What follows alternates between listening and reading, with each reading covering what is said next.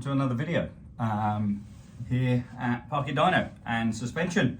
It's another dyno video, not a suspension one or a workshop one. We've still got some of those in the making, so if you hit subscribe and the little bell button, you'll be informed of when the latest one comes out. We've got some good ones in the works coming about soon, so keep your eye out for those. In the meantime, let's talk about this and some Dynojet products today. Well, actually a bit of both. It's going to be Dynojet products and ECU flashing products, because we've had to do a bit of a combination on this machine. So what we've got here is a ZZR 1400, ZX14R, 2015 model with a full Akrapovic exhaust and a BMC filter. So we've mapped the bike out and we're seeing around 205 horsepower at the back wheel. And we've achieved that by doing a combination of things. Firstly, we've used the ECU to control certain sensors, fan temps, and ignition. But we've also used a Power Commander 5 from Dynojet. The reason we've done that is because this bike is running a dry NOS system, a nitrous oxide system. If you don't know about nitrous oxide, we will come on to that in a little bit. But this one's running a NOS system. So we wanted to make sure that we can have a map that's adaptive. And to do that, we've used Dynojet's Auto-Tune, the AT 200. So that's all on there. So what we've created a Power Commander map where we're mapping each individual gear through the range of throttle positions. And then we're using the AT 200 to basically adjust that map to conditions. You know, whether it's damp, hot, wet, cold, that kind of thing. But the key as well is when we hit that nitrous, it's got the ability to compensate and bring the fuel back to a level where it's going to be hopefully not harmful to the engine. That's obviously the aim, because we're sticking a shed load more oxygen in there. So we don't want it to go overly lean. So that's going to bring it back down to where we're targeting. And then for normal running, it will do the same. It will retrim itself. So by utilising these two products, we're able to get what we believe will be a nice, safe, stable tune on this Kawasaki. So what's NOS? If you don't know, basically it's nitrous oxide. It's a nitrogen-oxygen mix. What does that do? It basically pumps a metered amount of oxygen into the throttle bodies. And as you know, we need fuel, we need oxygen, we need spark. That gives us combustion, that gives us fire. So by adding more oxygen into there, we can get more fuel in there. We're going to get a stronger burn, but obviously there is an element of volatility and certain things need to be changed. So if you're doing a lot of nitrous, you need to do engine modifications to be able to cope with that. This one is a 50 horsepower shot through the metered jets before they pump into the throttle bodies, which should equate to around sort of 30-ish horsepower at the rear wheel, is what we've been advised. And sure enough, that's what we're seeing. So brilliantly, we had basically 205 as it stood, and with that nitrous on there, we saw 232. And in all honesty, there is a little bit to go, but that will be pushing it into the realms of making it unstable without any engine modifications. So we're sort of looking around that 230 mark as a nice sort of safe, stable tune. The reason is this gentleman takes his bike straight-lining. So his aim is to crack, I believe, 205 miles an hour if memory serves me correctly. So great little project to work on. It's taken some time, to say the least.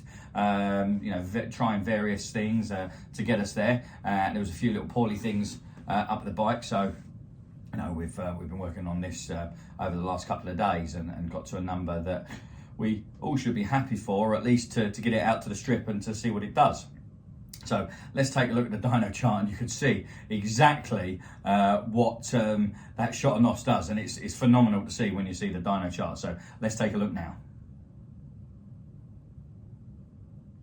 So here we go. So I think you can clearly see there where we might have hit the old go faster button for the nitrous.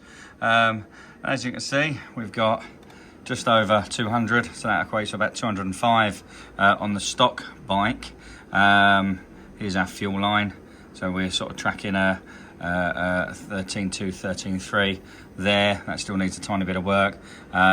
This is basically done, obviously when we did this originally, the bike went lean as you would expect, so compensate with fuel to bring that down to a level, and we've been testing that now for anywhere between 12.5, 13, just to see what gives us the best balance of power versus safety, essentially, because obviously we can all make a ton of power by doing certain things, but it doesn't always make a safe tune. And at the end of the day, unless you've got a bottomless pit of money, no one wants to be blowing up motors or anything like that.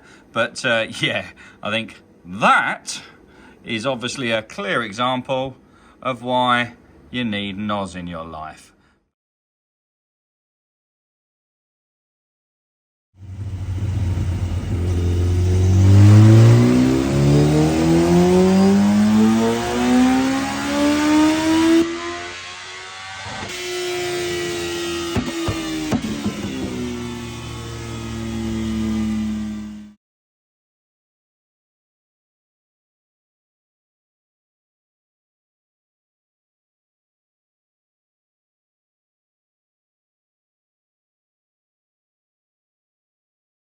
Okay, well, I'm back, folks. So that was the dyno chart, yeah, you can see the difference. It's phenomenal.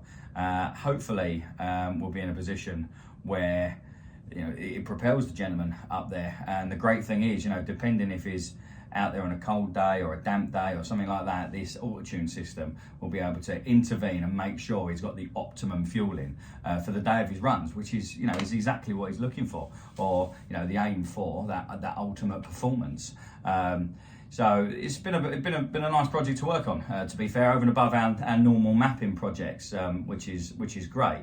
Following this, we'll pull some runs. You can sort of see the bike in action, and of course, as normal, subscribe to the page. Check out our Facebook pages as well. We've got two. One for the workshop, which is under Park It Racing, and one for the suspension centre, which is Park It Dyno and Suspension. Obviously from there, you'll be able to see what we do here in our workshop in Tuxford, which basically is pretty much everything. It covers everything from our workshop, clothing sales, to Neil, my business partner, deals with all of our suspension. We're an Öhlins dealer, a K-Tech dealer, and we look after things like Bitubu and all the other major brands. And of course, dyno work. And as you can tell with this one, we're a Dynojet dealer, but we're also a Woolich ECU dealer. So this one's been flashed using Woolich Racing, which is my preferred ECU software of choice. It's brilliant for me to work with, does everything we need to do, which is fantastic, and it's well packaged. So we're able to offer decent rates for ECU work out there, and of course covering fuel modules. You can't fault Dynojet's product in terms of what it does. We ask for a change, it does it. It's predictable. We've worked with quite a few fuel modules, and some they just don't do what you expect them to do. So things like this, they're great out of the tin. So either or, all those kind of products you can pick up from us. We can supply them for you to home fit, or we can fit them here at the shop on our Dynojet 250i dyno with load cell as well. So that's enough of me waffling as normal. So hopefully I haven't bored you folks. Keep an eye out for our next couple of videos. Enjoy some runs on this bike, and we'll see you all soon.